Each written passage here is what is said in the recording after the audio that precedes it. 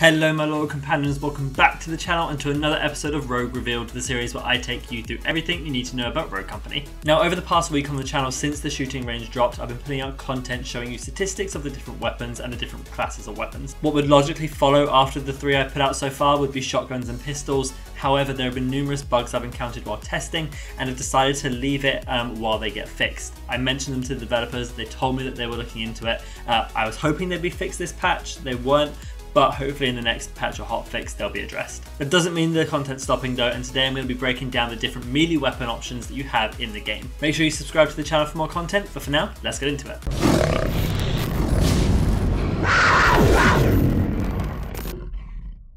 So the different melee options that we have available to us in the game start with the base fists that you have and every character has. I did testing and these don't change numbers across the different rogues, they're all consistent. The other most common type of melee weapons you have are the Katana, the baseball bat, and the axe, which is shared amongst most of the rogues. That comes with one exception, which is Scorch, as she has her bionic arm, which is called Rosie, and that is a melee weapon in its own right, and I will cover that as well today. I thought it'd be useful to have a look at the different damage numbers, the swing speed, the throw distance, the throw speed, the throw damage, and compare them all, including the upgrades that you can get for them, and kind of tell you what is the best one potentially for different circumstances, and whether they're even worth picking up at all. So the base damage you get from hitting someone with your fist is 30 damage. That means it will require 4 shots for you to kill someone with normal health and 5 shots to kill someone with armor. The swing speed of one hit is 437 milliseconds. In a lot of instances, that is over half the amount of a total quickest time to kill for an SMG, meaning it would take you more time to hit 2 shots off with your fists than it would to burst you down with an SMG. If we then look at the lunge range, so that is how far away you have to be from your target for you to hit your button and then launch towards them to get the hit. This is a bit of a weird one and it's the same throughout all of them.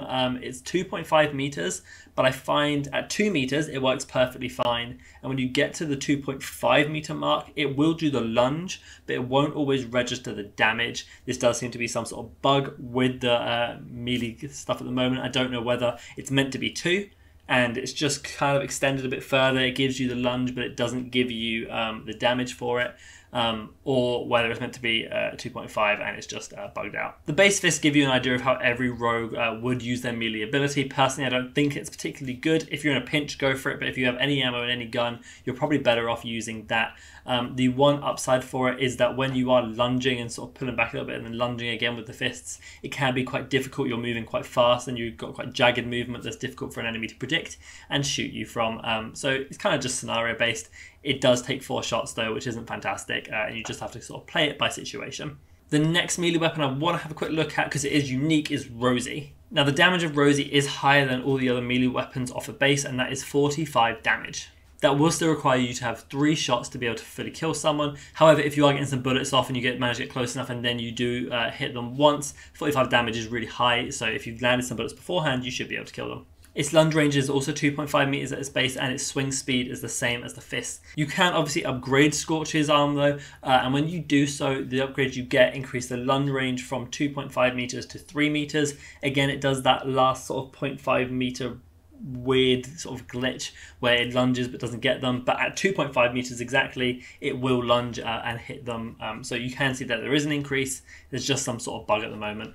But the other thing that the upgrades add is it gives you from 45 to 55 damage and gives you a 15 damage burn effect even when you're not using Scorch's ability. So if you punch someone, you hit them for 55 damage and then do an extra 15 damage in 3 ticks of 5 damage. So you hit them, do 55, then it goes tick, tick, tick, and does 15 damage. That would take your damage total to 70. 70 damage is actually really good. It means you only have to hit like 2 bullets with an SMG, and if you are close enough in that sort of 3 meter range, you can lunge towards them, hit them, and get the down with the additional 70 damage. The only downside to these melee weapons I've talked about so far is that they're not throwable, and throwable weapons tend to be the meta in terms of when you would use them, but I'm going to go on to those ones now. Starting with the axe, this is shared amongst Lancer, Saint, Dallas, and Phantom. The base damage for all of the melee weapons that I'm going to talk about, the axe, the katana, and the baseball bat, are the same. They all have 40 damage with their initial first hit when you swing. They have a lunge distance of 2.5 meters and a swing speed of 437 milliseconds. Their thrown damage is always a base 100. The throw distance I've named long, and it's basically because there is never a range that you will not be able to throw it at. realistically, unless you're trying to cross map. I shot it from one end to the other end of the shooting range and went over the top. I couldn't even find it when it landed. So you don't have to worry about the range at which you're trying to throw these. As long as you angle it correctly, you'll be able to get it. When we look at throw speed, you're looking at the first two columns, so the amount of meters, and then the first set of milliseconds. The second set are an upgrade for the axe specifically. But all the melee weapons in their base, at 10 meters, it takes 700 milliseconds to get thrown there. At 20 meters, it takes 1200 milliseconds to get there. At 30 meters, it takes 1320 milliseconds to get there. And at 40 meters, it takes 1540 milliseconds. What you can see just by the difference in those numbers is that from 0 to 10, it's 500 milliseconds. Then it goes to another 500, then 120, then 120, showing that there's actually an acceleration as you throw further. So if you throw quite short, it's not slow, but it doesn't go as quickly. There's not as much acceleration as it does as you throw over longer distances. All of these, though, are the same until you get into the upgrades. Speaking of upgrades, when you upgrade the axe, you're focusing mostly on the thrown mechanic of it. That's what the two upgrades do. They increase the thrown damage from 100 to 150, which, by the way, I'm not quite sure why it's 150 rather than 125. Realistically, no one ever has more than 125 health unless you're Shaq in the middle of an overhill. So it was a little bit weird for me to see 150, but that's fine. But the other thing you upgrade with the axe specifically is the throw speed, and you can see those numbers again down on that throw speed section. It goes from 700 milliseconds to 650, 1200 to 900, 1320 to 1180, and 1540 to 1310.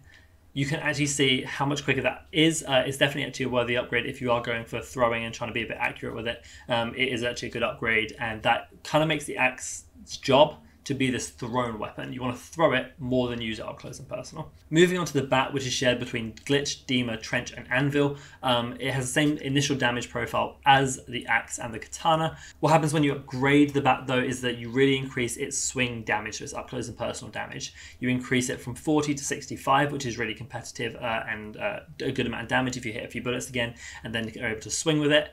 And it's meant to increase the lunge range from 2.5 meters to a number that I'm unsure of because it doesn't actually change it. Again, this is another bug I've found.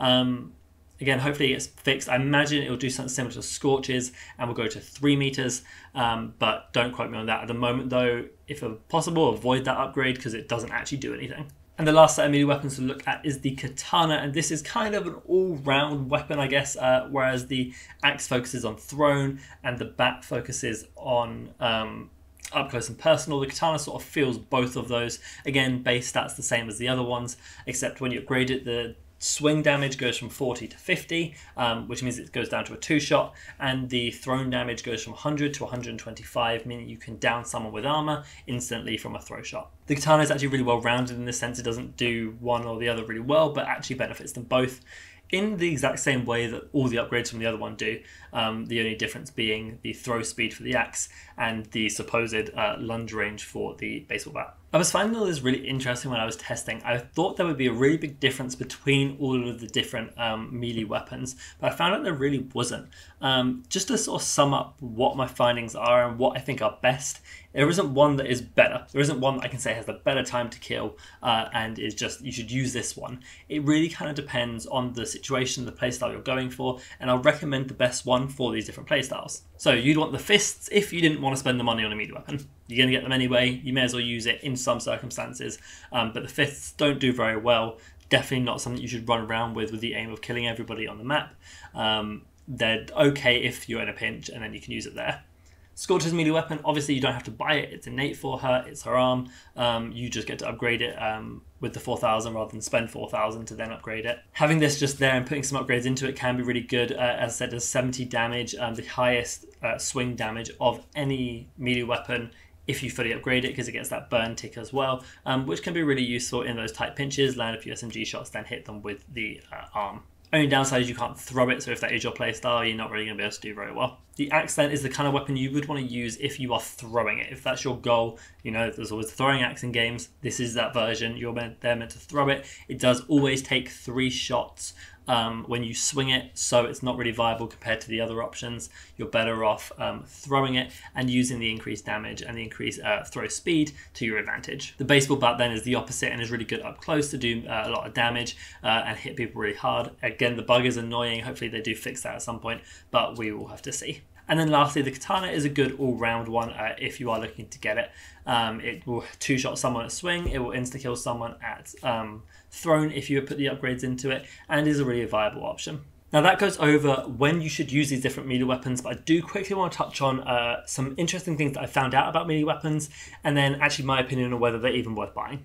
So some interesting things that I've learned from my testing that I think might be useful for you to know include things like weapons can be used and thrown to destroy certain equipment, such as a Ronin ballistic knife. If you throw it and can manage to hit the knife, or a talon sensor dart, you actually destroy it, which could be really good if you are able to get your accuracy and hit it at those ranges. Obviously they're a really small target, so it's probably a waste if you bought it to then throw it and try and hit it, because the chances are you're not going to, but it is one interaction. One interaction it does not do though is it does not destroy the cylinder behind Anvil's barricade. If you hit it with a melee weapon, it doesn't register it as a bit of damage and doesn't pop the window open. Another interesting thing I've learned from testing, and something I think is potentially another bug, but is funny nonetheless, is that if you pick up a enemy's melee weapon that they've dropped, you can actually throw it at a teammate and kill them with it. Obviously I do not recommend this, but it is one interaction, and I found out the hard way from my teammates throwing weapons at me.